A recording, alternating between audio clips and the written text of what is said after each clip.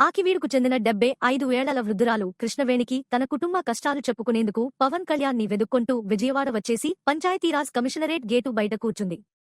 సమావేశం ముగించుకుని వెళ్తున్న పవన్ ఆ వృద్ధురాలి పరిస్థితి చూసి పవన్ కళ్యాణ్ చలించిపోయారు.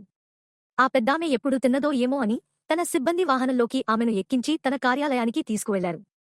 ఆమెకు భోజనం పెట్టించి ఆ తర్వాత సమస్యలు విన్నారు. ఆకివీడులోని చేయనగరం ప్రాంతానికి చెందిన కంకణాల కృష్ణవేణి భర్త మరణించారు. ఒక్కగానొక్క కొడుకు ముత్తయ్య బొమ్మలు అమ్ముకొంటూ ఇంటిని నెట్టుకొస్తున్నాడు. ఆమెకు వచ్చే వృద్ధాప్య పింఛను మందులకు సరిపోతుంది. ఇంటి స్థలం ఉన్నా తనకు ఇల్లు కట్టుకునే స్థోమత లేదని, కొడుకు ఆర్థిక పరిస్థితి బాగాలేదని ఇల్లు కట్టించాలని కోరడంతో పవన్ కళ్యాణ్ వెంటనే స్పందించారు. ఇంటి నిర్మాణం నిమిత్తం అవసరమైన నిధులు మంజూరు చేశారు. ఆమెని జాగ్రత్తగా ఆకివీడు ఆమెకు పంపి కొడుకుకి అప్పగించాలని ఆదేశించారు. వెంటనే ఇంటి నిర్మాణం నిమిత్తం అవసరమైన నిధులు మంజూరు చేశారు. పవన్ తనకు మరో కొడుకు అంటూ ఆమె సంతోషం వ్యక్తం చేసింది.